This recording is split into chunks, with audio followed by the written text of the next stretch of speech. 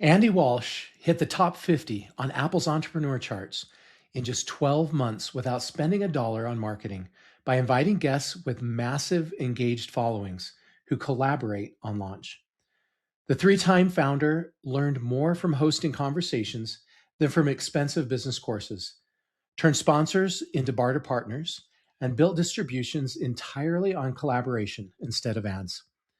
In this episode of Podcasting Secrets, Andy reveals why most podcasters quit at episode 21 or before, how thinking like a scientist eliminates fear of failure, and the storytelling framework that creates sticky audiences. If you're spending on ads before mastering organic growth, this changes everything.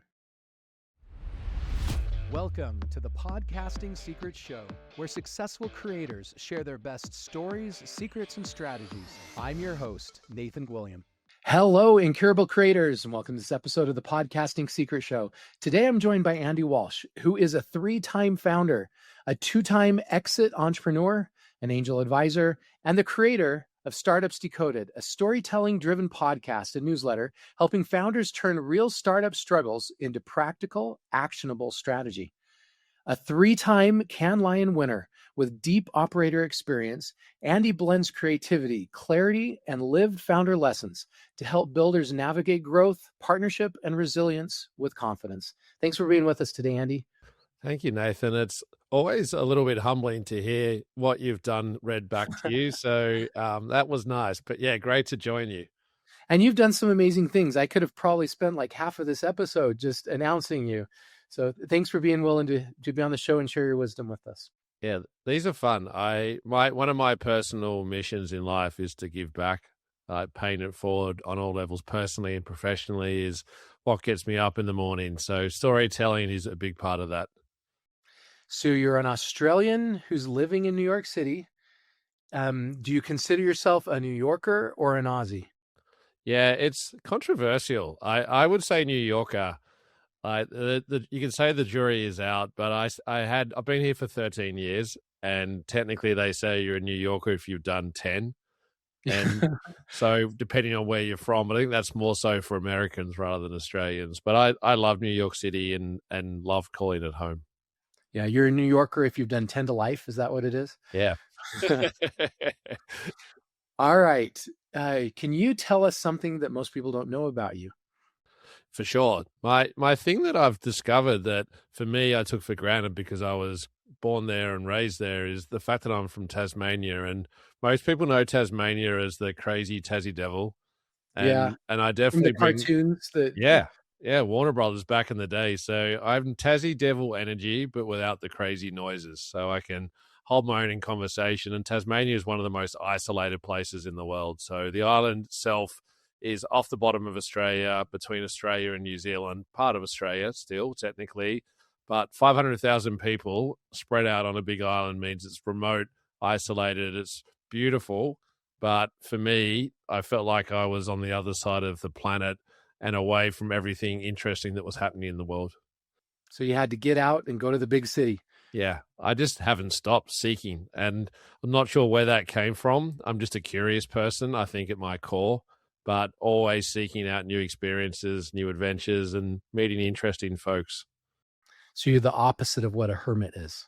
Yes. Yeah, I love a good story and love listening to a good story too. Yeah, so your podcast is about storytelling.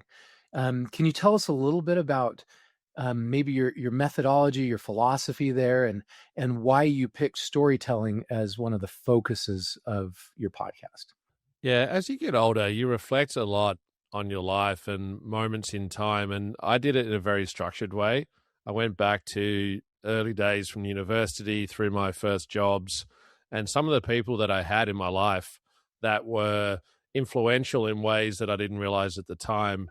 And what happened through that, there was a pattern of people. I always worked in startups of all kind, small businesses where the owner was the CEO and did 1,000 other things as well. And I had amazing mentors. And fast forward to today, the reason that I started my podcast was to give back at scale. I have a portfolio of companies myself.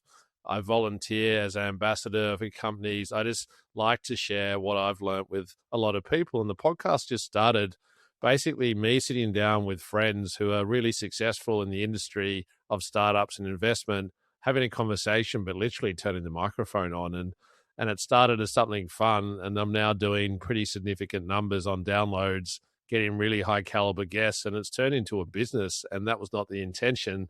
But I've realized that my ability to tell a story, but also listen to other people's stories and break it down in a way where people can learn is what I've turned it into, where it was casual to start with, but now structured in a way where if you listen to one of my episodes, you'll learn what the expertise is of the guests, how they think, but then also a framework or a tool that you can then take away and use yourself as part of your business.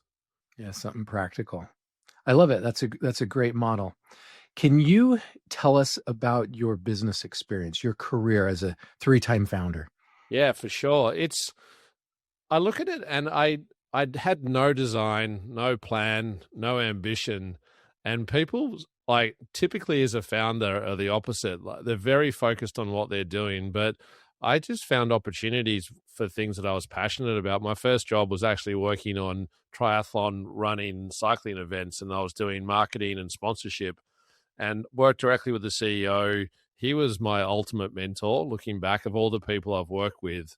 And I think that just made me curious to make sure that I was learning and growing and challenging myself. And the other side of me, I've always been fascinated with tech, like playing around with new technology, but doing it at scale. So through my time, I was always challenging me and pushing technology. And if I think back about some pivotal moments in there, I worked with YouTube to do the first live stream from a music festival in Australia. And that meant contracting an artist, and I managed to secure Coldplay for that. So to secure such a global act and then work with a broadcast team on satellite uplink, downloading, coding, hosting, working with YouTube engineering, I had done none of that ever before. So it was a crash course in understanding technology and workflow, but ultimately, how do you tell a story about how you can bring people from remote areas into one little spot at one moment in time to experience the joy of live music? And those kind of moments have driven me all the way through my career. So fast forward probably 2012, I did various jobs in similar fields, but I moved to New York to start a business that we split into 2 businesses. One of those was doing product sounds and technically audio branding. So we would do strategy, and the simple way to think about audio branding is like what visual guidelines are. So everyone knows about logos and fonts and colors for a brand. We would define what a brand sounds like. So within that, you think about melody, you think about chord progression, you think about instrument choice, you think about the emotional journey that you want to take someone on when they think of a brand. So when you hear something, we all know sounds that we know natively, and it goes right back to when our ears first started learning signals of how we stay safe, how we communicate. Fast forward to today, and technology can let you understand your environment and let you have UX through a product. It drives a lot of native experience. So that was one part. And we got to work with clients like Skype. So if you ever use Skype, they're literally just finished up this year, which was very sad, but we did all the ringtones across the board. So on the desktop app, all the apps across different platforms, it was a huge project. So thinking about that environment and how it comes to life. And then my other business was focused on creative technology. So we worked with big artists like Brian Eno, Childish Gambino, to create experiences. We worked in virtual reality, augmented reality, interactive video games. We did sound installations, things that were always on the bleeding edge of technology. So my success definitely didn't have a plan, but it was always driven by passion and curiosity. Yeah. So you've been through a lot. You've been a founder of 3, and you've been part of several others. What led someone who's successfully exited multiple ventures to now want to do a podcast? Yeah, I touched on it a little bit before as far as the giving back. But what Yeah. I realize in the world of startups, there's a lot of noise and not a lot of signal. And what I mean is that now in the world of AI, a lot of people just regurgitate other people's content.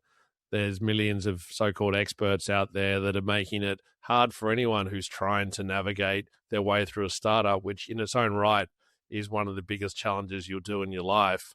So to get something that's actually structured, considered, and comes from an experience of not just one person, but me plus all of my guests combined, you're getting literally hundreds of years of combined experience, all really sort of focused on one lesson. And to be able to do that and empower others to drive change, I feel like it can be a catalyst of that ripple effect of when you throw a pebble into a lake and that ripple just goes out. I like to be able to impact more than just the people I work with directly. It's like multiplying that to let other people share in that insight and success. Yeah.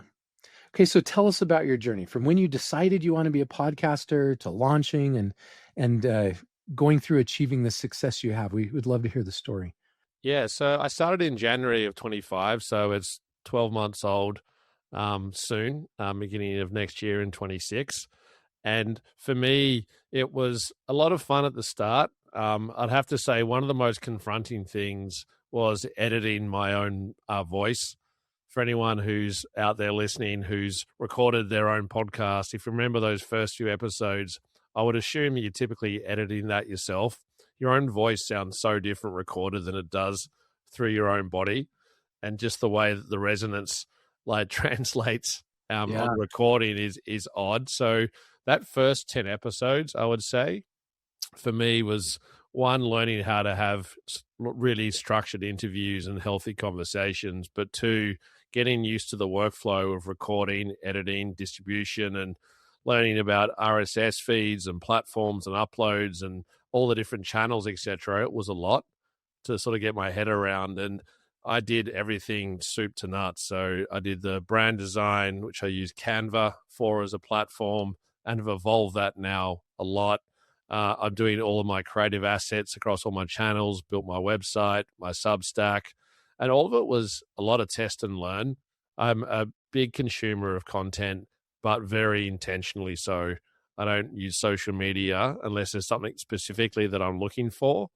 And with podcasts, what I've learned, probably there's a few lanes. One is storytelling, which I'm so passionate about, is the art and the craft of actively listening to someone, seeing how they communicate, where their passions are, and where you can double click to actually go deeper into a story and really bring the best out of people. And that's been a fun journey for me in isolation. If I had learned that one skill and learnt nothing else, I think I'd walk away really, really sort of proud of being able to have that experience. Yeah. Okay, so your show focuses on storytelling. That's one of your main priorities, your strengths. Why is that so important to you? Yeah, I see it. I think back to, let's call it 10 years. The world of advertising started getting way overcomplicated. So I had a background in advertising agencies, and you went from print ads, TV ads, out of home.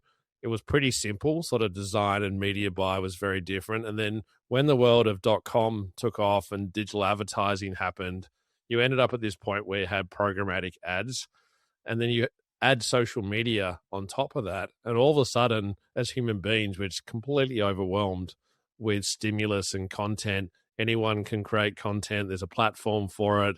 And everyone basically becomes pawns in these big corporation machines of creating this content that they can monetize. But ultimately, the parent company is the one that's making the billions of dollars.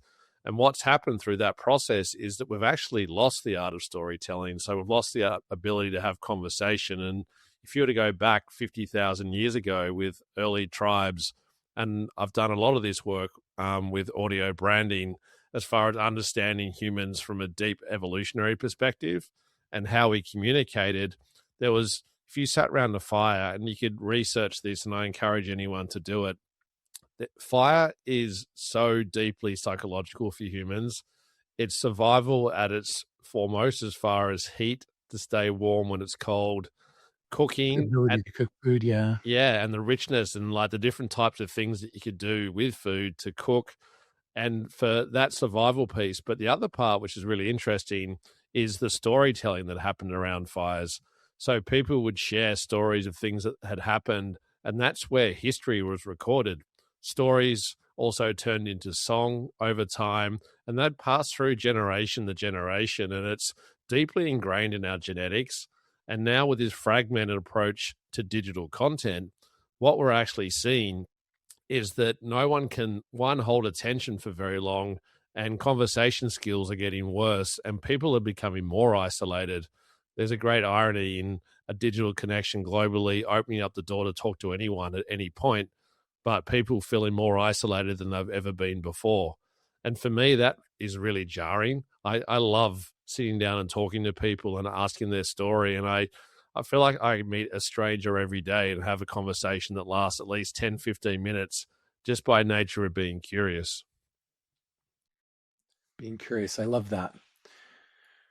What is one of the biggest challenges that you have faced in your podcasting and storytelling journey? And how did you get through it? Yeah, the step that I'm at right now, I record in video and audio. My YouTube channel is going well, but I don't promote it at all. My growth has been very organic. The challenge that I'm facing right now is how I scale distribution. Like the audio part of it is pretty turnkey. You can push it out across every platform pretty much instantaneous. But thinking about video storytelling and cut down and edits, etc. So I'm playing around with platforms like Descript and ways where I'm able to take little sections, little segments and test and learn. I use the Riverside platform, and there's some really nice ways you can collaborate on Riverside to be able to do different versions. So my challenge now is to do a 10-minute version of my podcast, which typically goes for 45 minutes, and cut it down to a short form and just see where I'm getting traction and growth, because the audio version has grown significantly in the time. Like I'm in the top 50 Apple entrepreneur charts at the moment on my podcast, but I look at my social channels and I feel like it's just money and opportunity sitting there that I'm not making currently. I know there's an audience, I know I can reach them, and solving it now, I wouldn't say I've quite solved it, but I'm definitely learning a lot as far as what length of content, the type of thing you need to do with graphics. Like there's a lot of little cheats you need to do, but I hate it, to be honest, because I feel like that I'm working to an algorithm and it takes away the ability to storytell. And it feels like a sort of cheap provocation to be able to get people to listen ultimately. And I do this for the long form, not for the short form. So I think my next step is to hire someone who loves doing that work. And I can sleep a bit better at night knowing that I'm still doing something that I'm proud of and gives value to lots of people, but I'm able to use those channels as marketing tools to get more people back to the long form. Today's episode of Podcasting Secrets is brought to you by Pod Allies, the done-for-you podcasting services solution. When I speak with CEOs about their podcast, one of the most common comments that I hear is that they know they need a podcast, but they don't have time. Have you ever wondered how some businesses find a way to still run their podcasts while juggling their crazy day-to-day operations? The secret might be simpler than you think. Let me introduce you to Pod Allies. This is a service that's changed the game for businesses in the podcasting world. Pod Allies is a done-for-you podcast production and marketing service. They understand that while many businesses understand the immense value podcasting can have for their business, finding time to produce, syndicate, promote, and monetize a show can be challenging. Pod Allies offers a dedicated team to handle virtually all aspects of your podcast production. From strategy and branding to audio and video editing and guest scheduling, they've got you covered. They even take care of creating blog posts, transcripts, and syndicating your content across multiple platforms. What sets Pod Allies apart is their use of PodUp, their proprietary podcasting software suite. This allows them to streamline the entire podcasting process, saving you time, effort, and a bunch of money.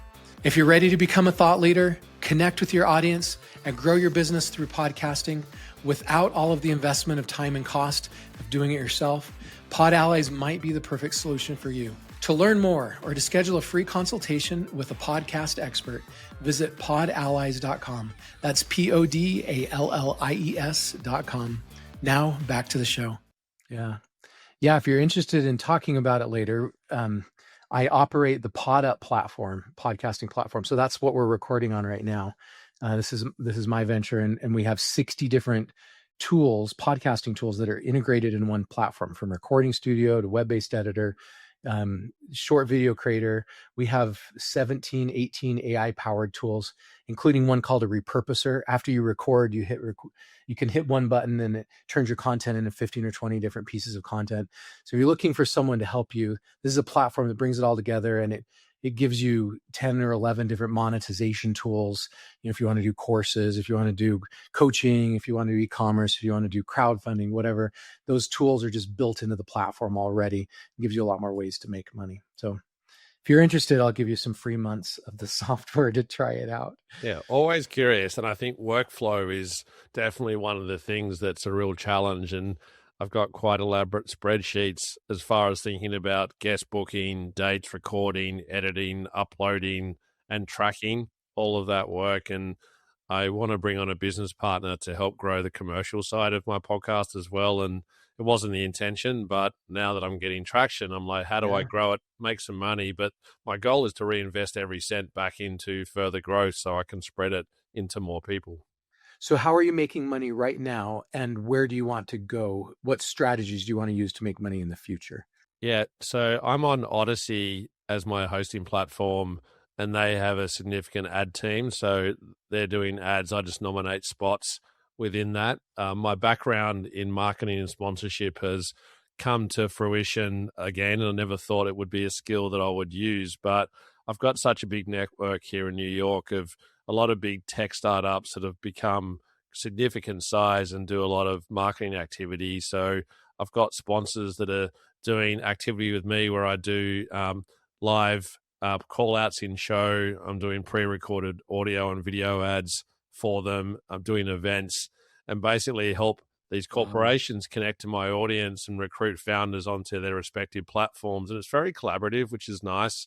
No one's trying to just get mass reach. Podcast is obviously quite niche as far as it's a very small group of passionate people compared to, say, other channels that have much bigger audiences but are nowhere near engaged. So the trade-off is engagement versus duration, versus impact is what you're getting. So people really want to focus and put effort into helping connect and add value.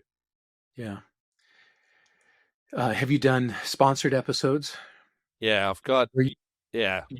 You charge them for a full episode just to be interviewed? Yeah. Yeah, so for November, I had Cherub as a partner, and we did a barter deal, exchange of services, basically. And I did the kickoff episode for that month with the CEO and founder, Jacqueline. She's really lovely. And then I've done a rolling series of little cut downs and integration of ads for the whole month. And I've got Deco, which is a pitch deck and outreach platform, as my partner for December currently. And they're both different with what they want from it, but ultimately it's the same workflow.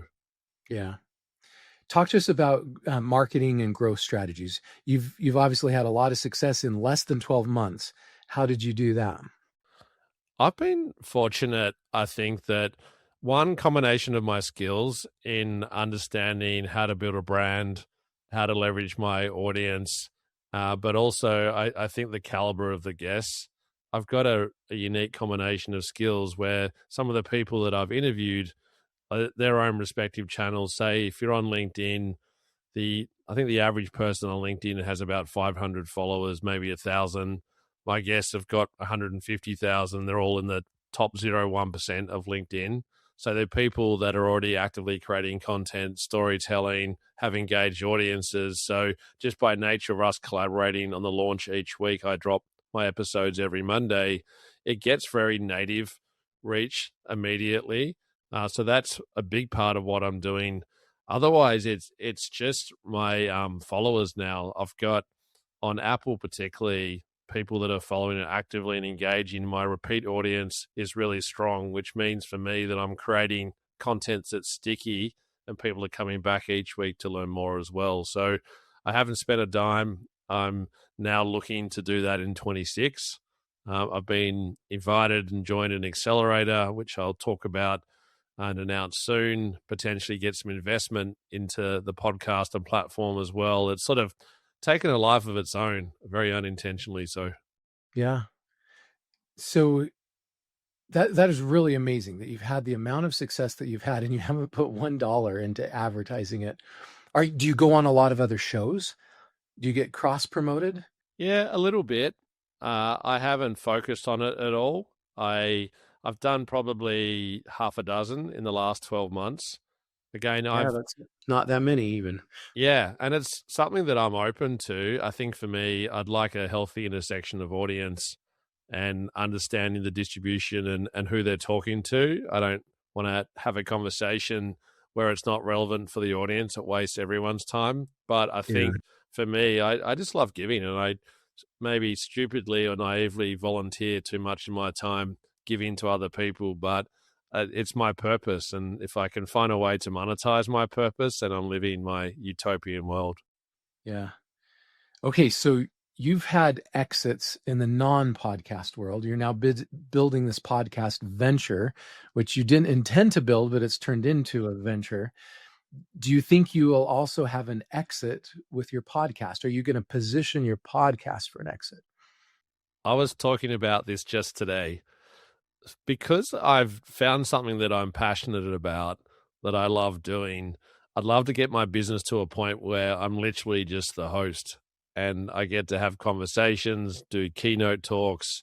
I'm writing a book which will come out next year, focusing around Startups Decoded and what I've learned as like an operating system for founders to do. They're the things that I'm passionate about. So I'd love to just keep going. Like for me, I've done the business model, I've done the finance plan, and I know roughly what I can make in the next 3 years. And that gives me a healthy lifestyle to be able to live the way that I live, which is pretty humbly.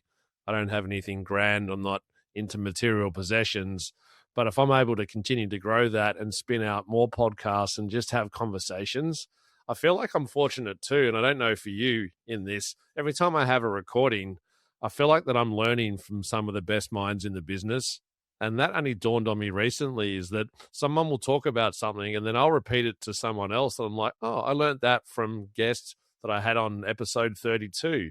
And it's this kind of immersion with really smart people, which I feel humbled by as well. Yeah. All your guests are adding so much value and teaching you so much, except for me. I'm sorry for bringing down the average, but I agree with you. That's one of the best things about podcasting for me is I feel like I get an MBA in the niche of whatever my show is. I get to, where else do I get to have a one-on-one conversation with somebody like you and learn from somebody like you? It's a phenomenal opportunity. So what lessons can you take from your previous exits? Building those companies and getting to exits, what can you take from those that you can apply to this podcasting venture? I guess the brass tacks of building an operating system that is functional and effective. So Yeah, from very important podcasting. yeah, so from budgeting, cash flow, and it hasn't been a problem yet because it's all been inbound.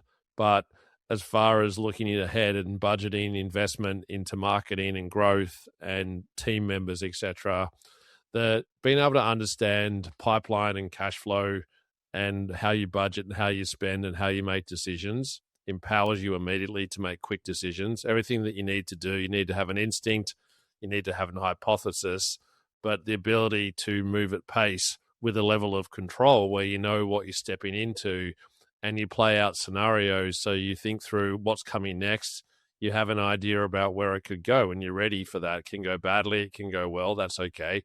It's a test and learn type model. And think like a scientist is a motto that I throw down a lot, where it's an evolution. It's not a failure. I hate the word failure, and people use it too flippantly, I think, these days. So operating's one part of it. I think storytelling and growth, which comes through community. I'm an active participant in the New York tech scene, startup scene, go to a lot of events, volunteer my time for panels, etc. Continuing just to listen to people, meet people, and contribute. And I think the more you give, that it pays off 10 times with what you get back to other folks. Yeah.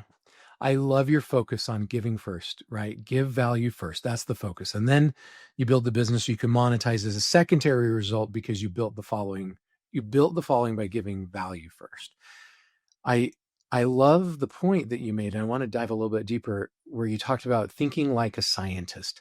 Will you just explain a little bit more about what that means to you and how podcasters can apply that? Yeah, the people get too caught up on the seriousness of consequence, and it doesn't mean that you can be completely radical and not think through consequences. Like if you're a stunt person, you do it with experience. If you're got a podcast, as long as you're not getting yourself into defamation territory or plagiarism, you're pretty safe territory. So being able to be confident to think about, this is where I'm at, this is where I see an opportunity. A scientist would think through a hypothesis. They're going, okay, if I do A, I think B is going to happen, but there's a chance there could be a C and a D. And if you understand the consequence, you're able to, and I wouldn't say exhaustively so, but be able to think through scenario planning of what each of those outputs or outcomes looks like. And then once you travel those paths, you'll see, okay, well, it didn't work out, but the negative side of it was nowhere near as serious as I thought it was going to be. And then it gives you more confidence, but you also make progress. And if it doesn't work, you cross it off, you try That's something great. else, and you go at that. Because if it doesn't work, it's not failure. It's actually eliminating something that doesn't work, getting you closer to the one that does. So that reframe alone allows you to keep forward momentum and be positive, and it allows you to be you as well, which is really important. Trying to be someone else, being contrived, is never going to work. I equate it when I'm mentoring my founders. I talk about it like dating. For anyone who's gone through dating, my instinct that most people would try and be the best version of themselves, and you can only keep that up for so long. So say you're the best version of yourself for 3 months, and then you get relaxed with your partner, you start to slip into who you actually are, and then you realize there's a divide because you don't have things in common that you thought that you did. So if you're yourself from day one, you get a better sense of who you are. The people that you meet actually know who you are, and being vulnerable is something that we all have to be. If you're vulnerable and talk about what you love, what makes you sad, what makes you angry, then you connect with people immediately, and not being scared to be yourself, I think is really important there too. It's more human, it's sticky, it feels counterintuitive sometimes, but for me, it's important, which is why I'm always honest and share things maybe that I shouldn't, but I feel like that it's a trusted relationship that we're building. Yeah. There's that. It reminds me of that quote that I think isn't even an accurate quote, but it's the concept that came from Thomas Edison, in making the light bulb, where I think people attribute that I didn't fail. I just found 10,000 ways that didn't work. I don't think he actually did 10,000 different ways that the light bulb didn't work. But the concept is true. He did probably hundreds and hundreds of different tests of the light bulb. He looked at it like a scientist, and he didn't look at them as failures. He just found ones that didn't work, and that was a necessary process to get to the ones that did work. Yeah, there's no such thing as an overnight success. And I think podcasting is the same. And anyone who's been doing it, it's a hard slog. And some of the data I recall, like most people don't get over 100 downloads an episode. And I think 21 is, for whatever reason, the magic number where the majority of people drop off because it becomes too hard or labor intensive or it doesn't work, Yeah. or like whatever the problem is. So being patient, and my growth, I'd say it took me 6 months to start to get sticky.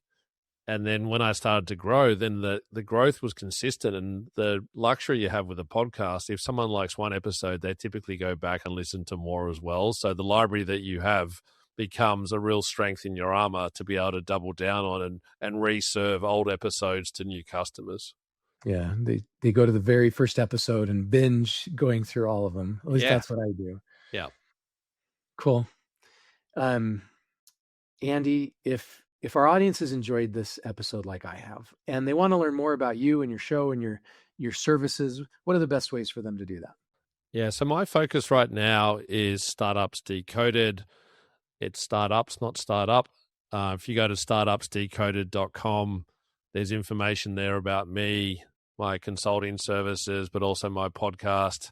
If you go to Substack, I have a full and deep list of every episode on there, plus also articles I've written and tools and templates about how you can build some of the things that I've done. I have my own operating system that I've built called 20X OS, which is 20 verticals that you can have to build a business. And each of those verticals, it could be something simple like sales, marketing, operations, legal, but they each have ways to help get started to make sure that you've been thorough and rigorous with what you're doing. So I release that content all the time for free on Substack.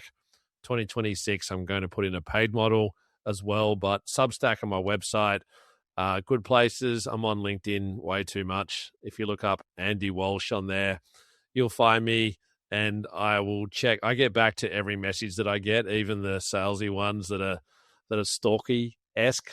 Really? You respond to all of those? I actually friended you during our interview here, so you'll have an invite waiting for me when you get done. Perfect. Yeah, I find LinkedIn fascinating, and there's people that want to get a meeting in, and I know they're either looking for investment or they're looking for free advice. And I'm on a platform called Hubble, where people can book me in 15, 30 or 45-minute blocks of time, and it's pretty cheap and cheerful to get my time. But I just copy paste a link to that to a lot of people.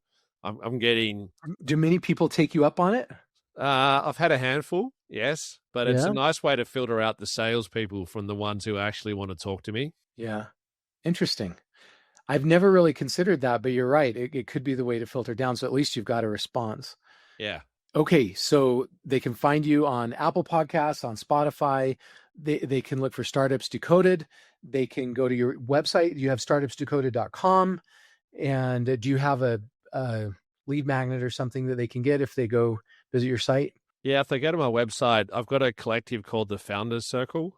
There's a form on my website, and they can put their details in, and then they'll get automatically added to my email list, which gives them tricks and tips of stuff that I've learned, and they'll get invites as well. Right now, I only do events in New York City, but my intention in 26 is to broaden that out across other cities as well. Cool. Well, thank you for being with us today. Thanks for sharing so much value with me. Personally, I'm being kind of selfish, but also with our audience. This is a pleasure. I like being on this side of the microphone. It's a real treat.